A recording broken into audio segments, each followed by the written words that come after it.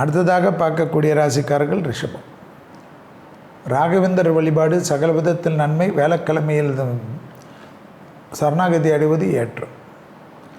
தொழில், உத்தியோகம், வியாபாரம், படிப்பு சம்பந்தப்பட்ட விஷயத்தில் டக்குன்ற அனுகூலம். நீண்ட நாட்களாக இருந்த தடைகள் நிவர்த்தி. ப்ரமோஷன் அனுகூலத்தை ஏற்படுத்தி தரும். அடிவயிறு, கழிவுகள், கீழ் முதுகு தண்டுவடத்தில் மட்டும் சிறு உத்திரம் கவனம். தொழில், உத்தியோகம், வியாபாரம், முதலீடுகளுக்கு குறைவு இருக்காது. பழைய கடன்கள் பைசல் செய்வதற்குண்டான உங்கள் முயற்சி வெற்றி தரும்.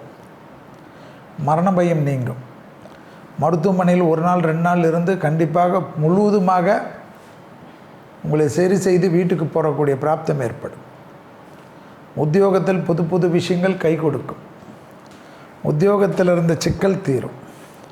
முதலீடுகளுக்கு குறைவு இருக்காது. வசந்தத்தின் அனுகூலம் பெரிய அளவு ஏற்றத்தையும் நம்பிக்கையும் தரும். தொழில் ரீதியாக, உத்தியோகம் ரீதியாக, வியாபார ரீதியாக, படிப்பு ரீதியாக எல்லா விஷயமும் கை கொடுக்கும்.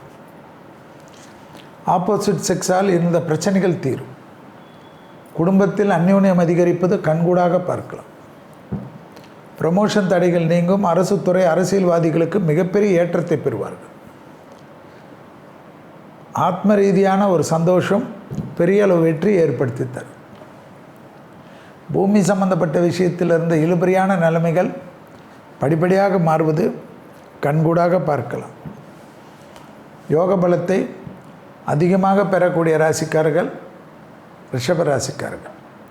வாகனங்கள் மாற்றங்கள் எதிர்பார்த்தால் கண்டிப்பாக அந்த மாற்றத்தை முன்னின்று செய்து கொள்வது உங்களுக்கும் குடும்பத்தினர்களுக்கும் நன்மைகளை ஏற்படுத்தும். அதேபோல் ரிஷபராசிக்காரர்களுக்கு கடல் கடந்த உத்தியோகம், தொழில், வியாபாரம் சம்பந்தப்பட்ட முதலீடுகள் சம்பந்தப்பட்ட தடைகள் எல்லாம் இந்த வாரத்தில் நிவர்த்தி ஏற்படுவது கண்கூடாக பார்க்கலாம். ஏற்றமும் அனுகூலமும் நம்பிக்கையை ஏற்படுத்தக்கூடிய அற்புதமான வாரத்தை ரிஷபராசிக்காரர்கள் வரவேற்கத்தக்க அமைப்பு. இளம் வயதை சார்ந்த மாணவர்களுக்கு படிப்பு தடை, உத்தியோக தடை, தொழில் தடை, வியாபார தடை நீங்கும்.